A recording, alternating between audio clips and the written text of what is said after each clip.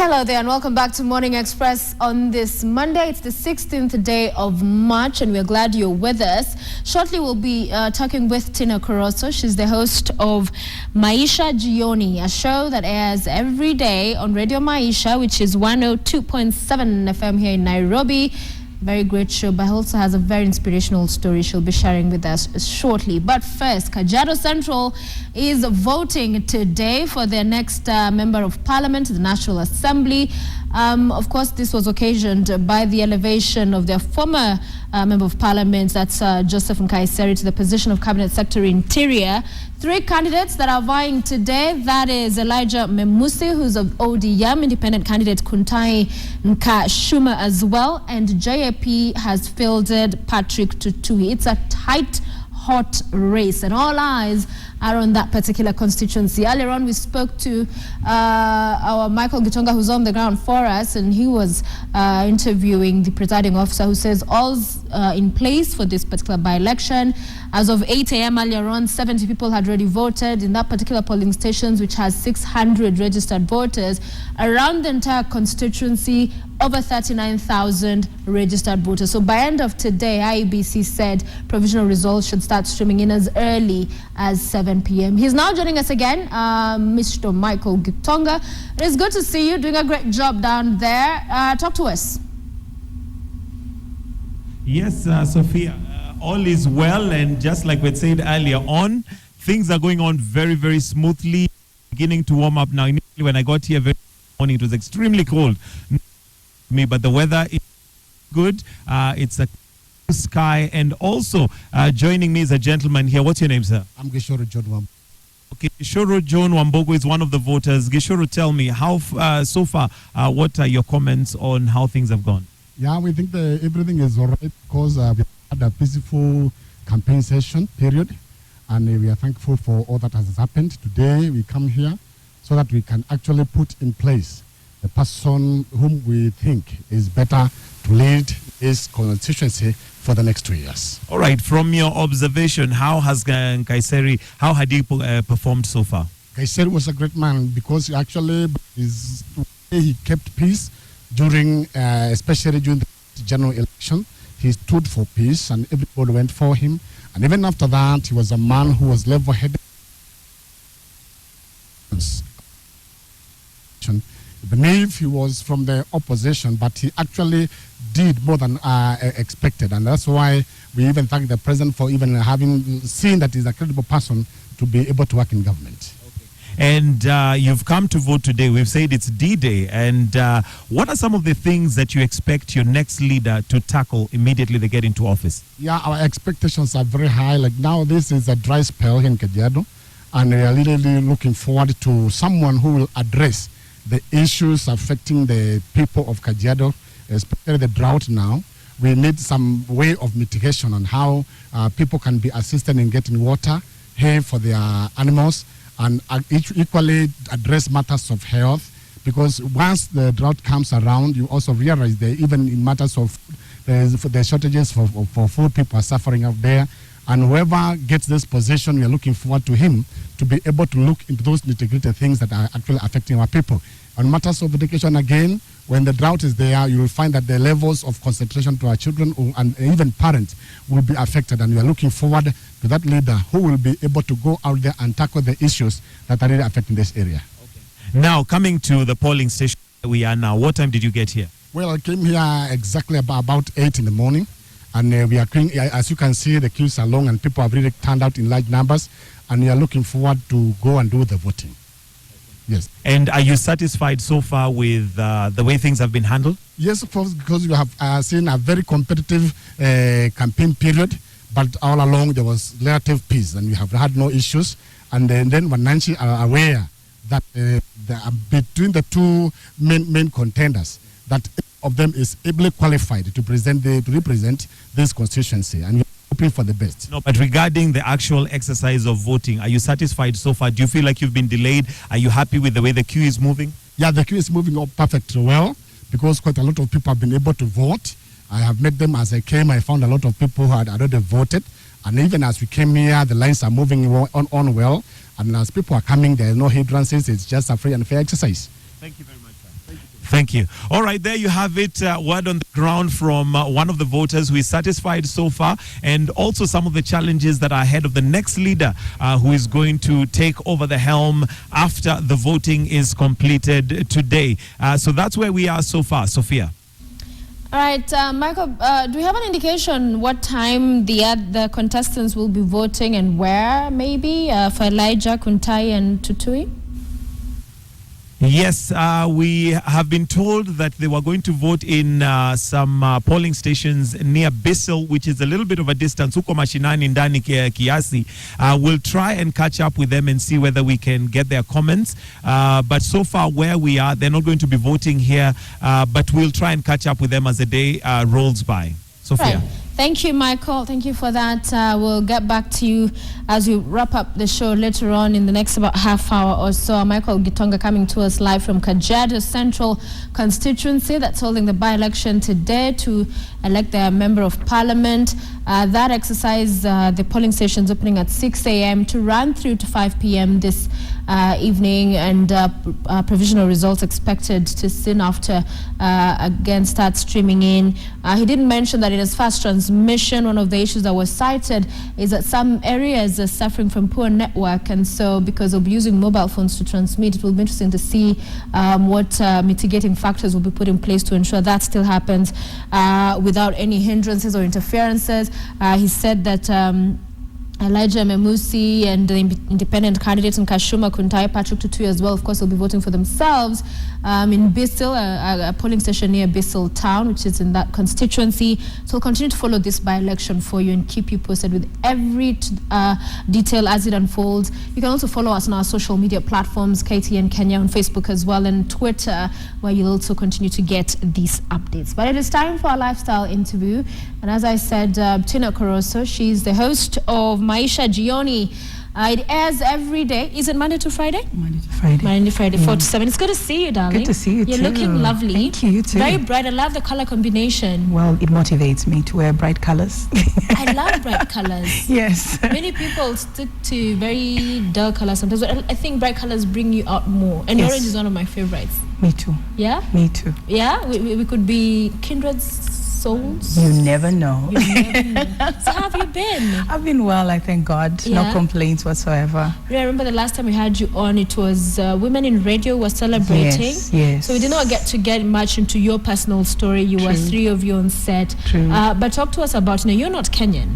No, I'm not Kenyan. Uh-huh. I am Tanzanian, but I was raised in Botswana and partly in South Africa.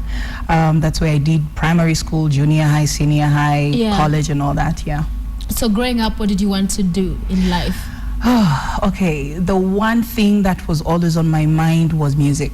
I loved singing, loved dancing, and from childhood, that was me. So I always thought that I would probably end up being a musician somewhere, and if not a musician, a lawyer, if not a lawyer, a politician.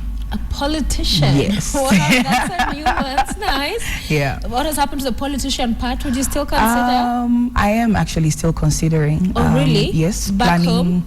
Back home. Planning on going back to school. I just want to add a few things. A good leader is someone who is exposed, someone who is learned. That is the only way you are able to catch up with, the movement of the world. Yeah. So I want to add a few things to what I already have, then, How's the political landscape in Tanzania vis-a-vis that of Kenya? Okay, Tanzanians are not very aggressive compared to Kenyans, and our leaders are not as aggressive as the Kenyan leaders. But one thing I would say is, well, that is a trend across the world. So we share that in common. Of course we do. Yeah. But for them, they always try and put the mwananchi first, I think. And they always give a good ear, like listening to what the people want. Yeah. But they always put themselves first. I don't know. Is there any politician who doesn't put himself first? That's the thing. It's a game of interest, and at the end of the day, you cannot, run away from the place of selfish ambition. Exactly. Always, bottom line is me. Because even now, like what is happening in Tanzania right now, everyone is complaining. Who is eating money where? How come there is this? The roads, story of our lives. Huh? They've been constructed acting roles for years. Nothing has been fixed. People's houses are being messed up, you know? It's dusty everywhere, traffic everywhere. You can't get on time to work. And that's money wasted. Well, it's good to see we're not alone in this. But I hope when you get elected, you can bring change to the people of Tanzania. Amen to that. But so school, you had politics there, you had singing. How did singing pan out? Because we remember seeing you in a local singing competition. Yes. Yes, talk to us about how you decided to get into TPF. Okay, I didn't decide. I remember getting a call from one of our, mobile companies. That was Vodacom then. And they called and say, you know what, Tina, there is this competition that is happening and we don't have representatives from Tanzania that can really carry our flag with pride. So please, if you don't mind joining and representing your country. So when I got that call, I was like, wow, really? Okay. So I was told they will set a ticket for me to come to Nairobi and, you know, just check things out. And I was never auditioned or anything of that sort. And that is how I entered TPF. Wow. Yeah. So why not still pursue your music career, or are you still doing it? Okay, I put it on hold for many reasons. And at that time, music wasn't really taken serious, and especially women in the music industry were not taken serious.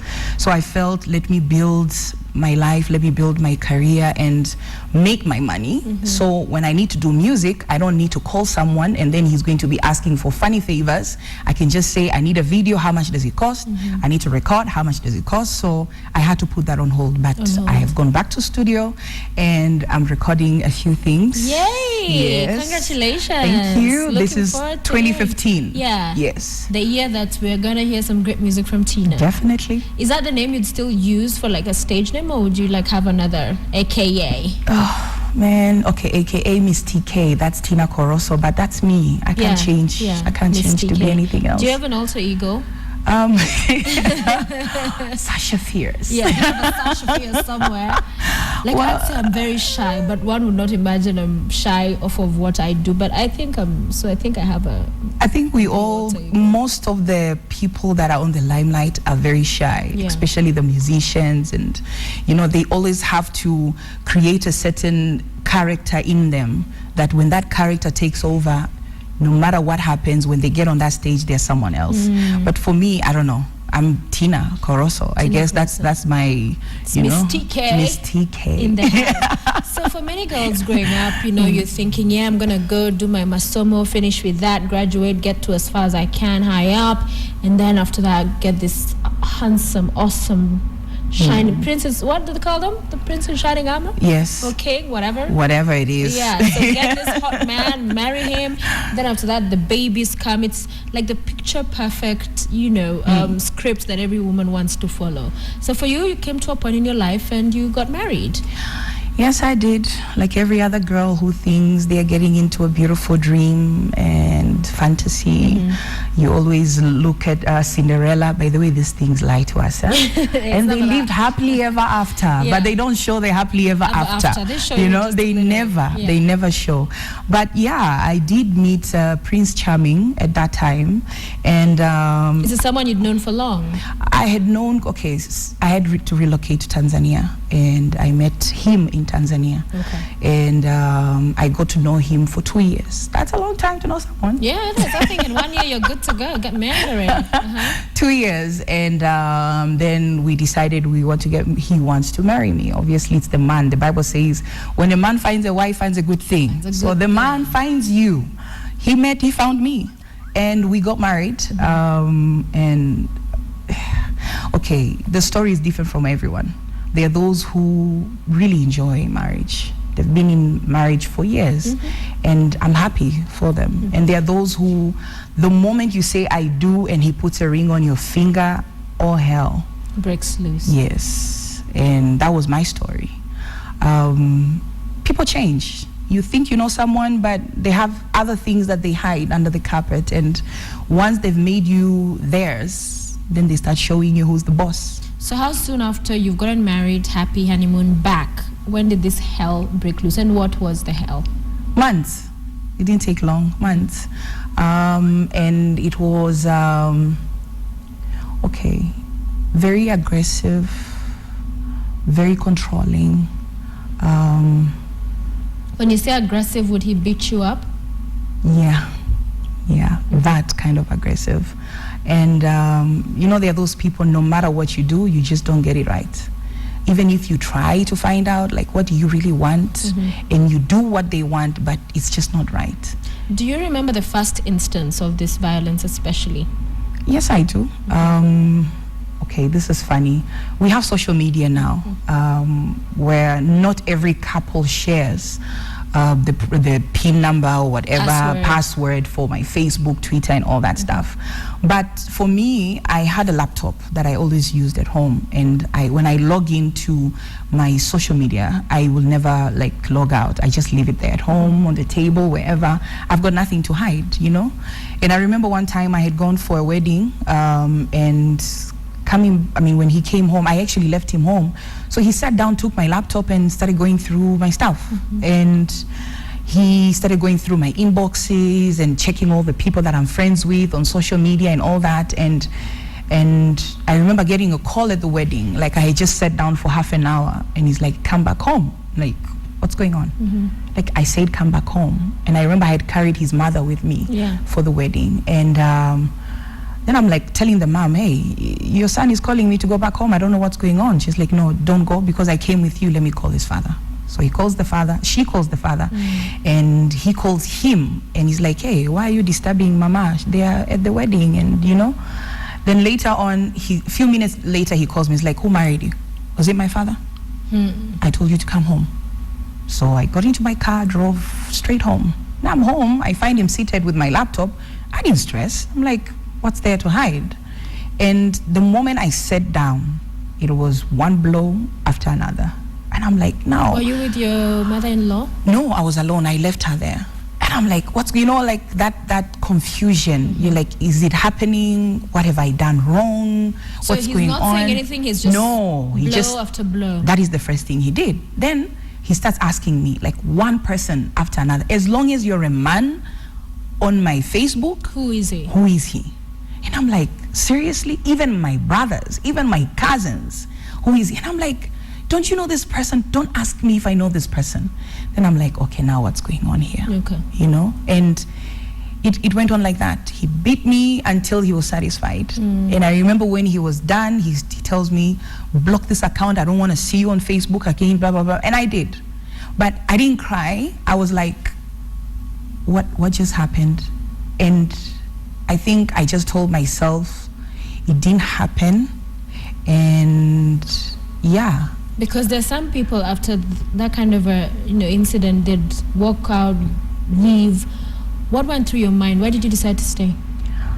Sophia, I didn't believe it happened to me. Okay. I was one of those girls who were like, hey, a man to touch me? Hey, that will be the day. I kept on, I always used to talk like that. But when it happened, I just got paralyzed. I got helpless. I was like, I couldn't believe it. It took me a very long time to realize and to see what was really happening. And the one thing that made me snap was, after continuous beating, obviously, one day he comes and beats me in front of my children. Now, when I am seeing my daughter getting confused and she's running to protect me, my son is on the floor because he was just crawling, crying, that is when something just hit. Like, hey, woman, wake up. This thing is happening. Now he's not just abusing you, he's abusing your children too. He may not beat them, but they're watching this. What am I teaching my daughter? That this is okay? What am I teaching my son? That it's okay to beat a woman? That is the day I say, you know what? I cannot take this anymore. And how often would this abuse happen? Abuse, I would say this, it's not just physical. Abuse is emotional. Any woman who is with a man and you say, oh, he doesn't beat me, but he'll call you stupid, he'll call you foolish, useless, that's abuse. That is abuse, serious abuse, because it breaks you down, it kills your image. Many women don't know they are women today because of the words that have been spoken to them over and over again. They're not confident. You find they are beautiful, they've got beautiful bodies, but they want to add more things because someone told them they're not worth it, they're not beautiful, enough, they're not good enough. And for me, that's abuse. Yeah.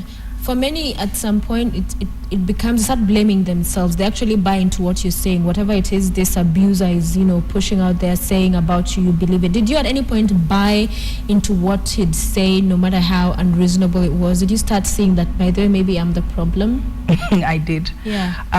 Of all the kids that my father bore, as in girls, I was the one girl that he never thought I would one day come and say, Daddy, I've met the man of my life and I want to get married, And for me to make that relationship work, because my parents never approved of it. He was a Muslim guy, and I've got nothing against Muslims.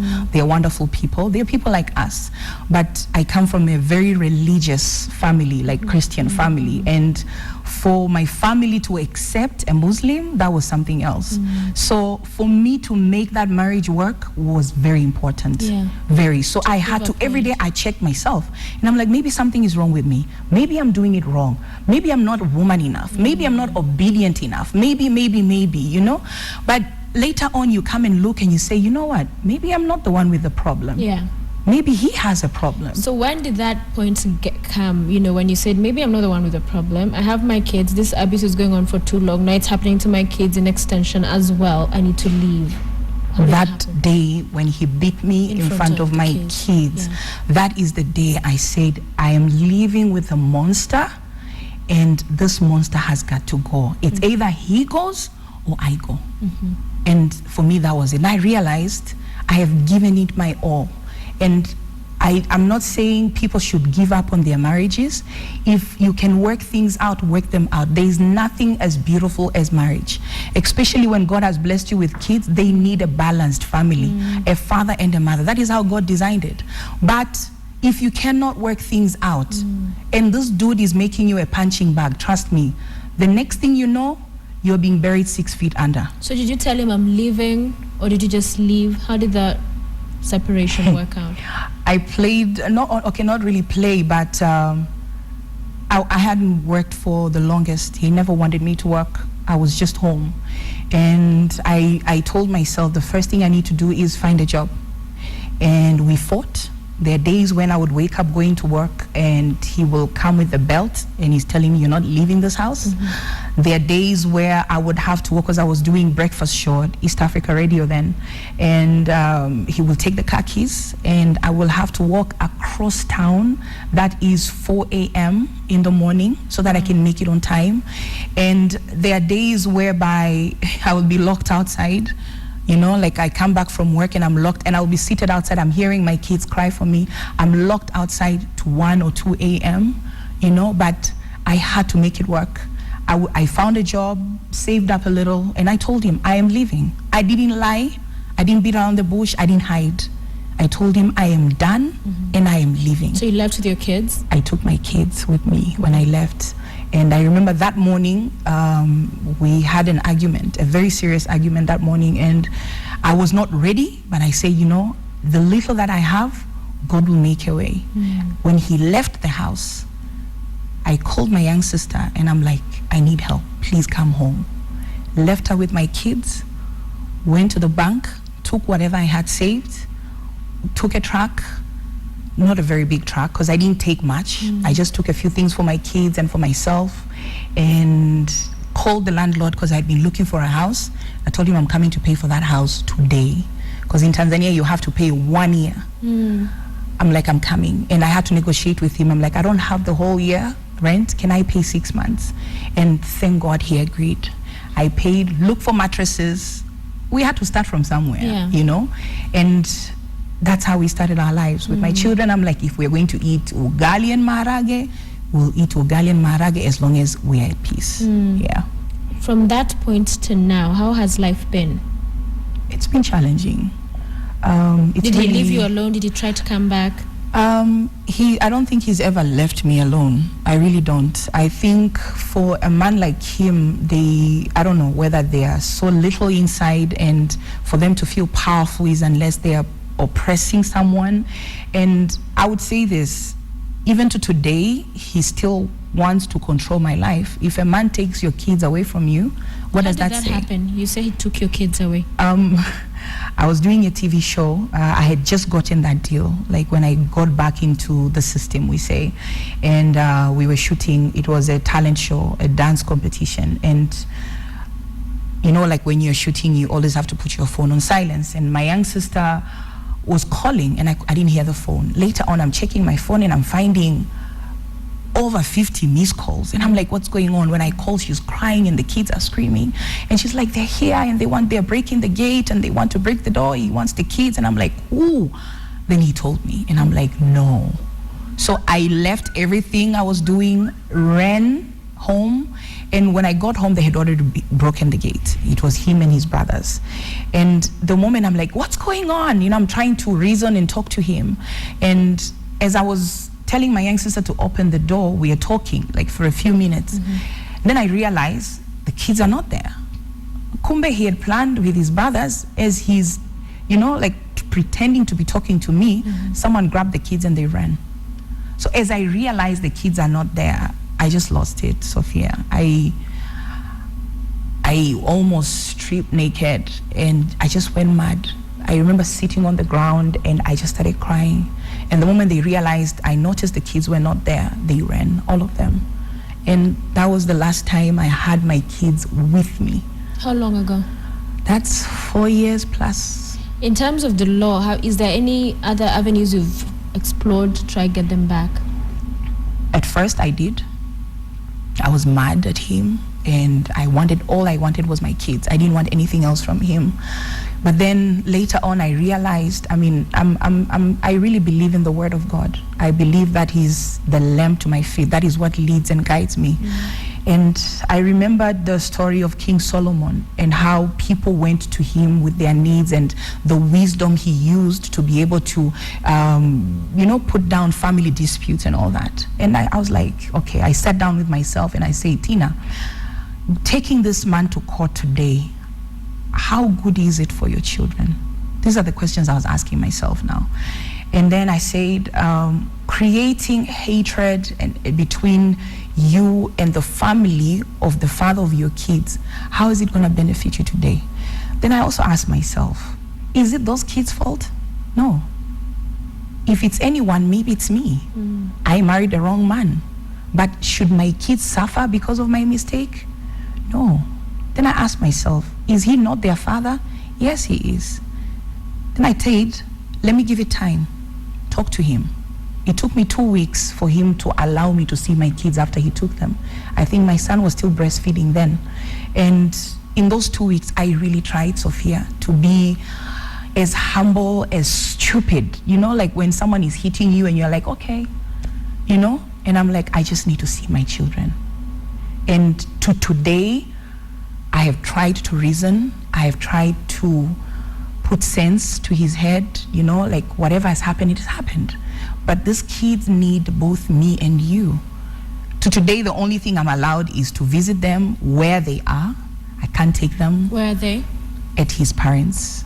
I can't take them with me. I can just... In Kenya? In Tanzania. Okay. So I have to travel. Like now, I was away for 2 weeks. Yeah, to spend some time with my babies. Yeah, and I have friends who always say, come on, Tina, let's go steal them. Let's go do this. Let's call you. How many people do you know in Tanzania? Make a call, do this and do that, you know? And even in my family, I'm blessed to have people who can. They have that influence. But then this is my family. These are my children. What do I want for them? So he's not even staying with them. He also just visits them. He just visits them. But he takes care of them remotely, I guess. But I'm like, do I want my kids to see me and their father fight? I don't know. My daughter is 6 now. My son is 4. Is that what I want for them? I know some people will be thinking, come on, man, just go fight. But then, is that the right way to go? Or, yeah, you know? And I'm still there. So what do you tell for you, many women who are in abusive relationships? Some continue to stay because they're like you at the beginning, you didn't have a job. You're like, where do I go? Or they're in this comfortable life. They're like, there's no other realistic way that this can work out. What do you tell them? You know, I say this. We all face mountains and challenges in our lives every single day. And challenges are different for everyone. Even the billionaires in this universe have challenges. We all have our own mountain. My challenge may not be yours, Sophia, but if your challenge is that husband who abuses you every single day, or that wife that abuses you every single day, because there are men who are abused, I always say this: look at that mountain, look at it very, very carefully, and ask yourself, can I deal with this mountain? Can I move this mountain? Yeah. Can I find a way around this mountain? Can I climb this mountain? Yes. You know? You give me this. I've never seen a mustard seed. I don't know if even it's possible to zoom into my... I can't even find mine. I had mine. Yeah, I have mine here. So I've heard of the mustard seed. We've talked about it in the Bible. I don't know if you can get the shot. It's really tiny. Tiny. And as we try to get this shot, maybe talk to us about what keeps you going finally. What keeps Tina going? Because you're still going through the motions of your situation, your kids being far away, you know, trying to connect with them. What keeps Tina going? As I was talking and about in relation to the mustard faith. And that's why I carried it and I brought one for you. And it fell. It fell. You see, mine fell too. To show it to the camera. Oh no. Anyway, it's tiny. The Bible says that if you have faith as little as a mustard seed, you imagine even the camera couldn't pick it. Yeah. As little as a mustard seed, you can tell this mountain to move. And it didn't use anything else, not a tree, not a house. Yes. It said a mountain. Do we all know how big a mountain is? It's humongous. Yeah. As little as a mustard seed, tell that mountain to move, and it moves. Yeah. But I always say it's in your mind. It's you. You determine your destiny. You determine your happiness. Yeah. You determine. It's you that makes the choice. I don't have my keys today, but I make the choice, Sophia, to live my life. Yes. I make the choice to be happy.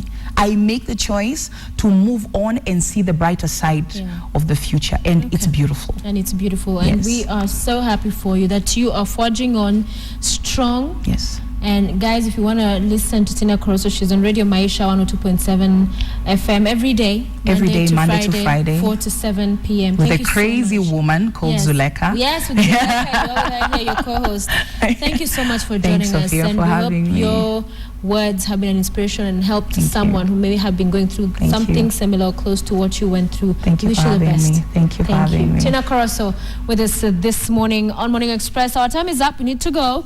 But before, Master, do a quick crossover to Kajiado Central, where Mr. Michael Getonga has been. That's why he's not in studio today. Michael, what can you tell us as we wrap up the show this morning? Yes, as you can see now, Sophia, I'm actually inside the polling station, and right behind me is where the voting is taking place. Like we had said earlier, you register with your thumbprint, then it brings out your biodata, and that gives you the access and you're able to vote. Right behind there's a booth where you go and you tick and cast your vote, and that's the way it's going so far. But Sophia, I also have with me Stephen, who is an agent for Jubilee Alliance Party and is here representing his party, and I'd just like to hear what his take is on what has gone so far. Stephen, karibu sana, asante sana kwa kuongea nasi. Ndio, nimeshukuru pia kuongea nanyi. Okay, sasa umeona exercise ikiendeleaje so far? Exercise inaendelea vizuri, haina matatizo na watu wako in order, so mambo yote ni mzuri. Okay. Yes. Kuna kitu chochote ambacho labda umeona haukupendelea? Kwa upande ya IBC naona wako slow, ni hiyo tu.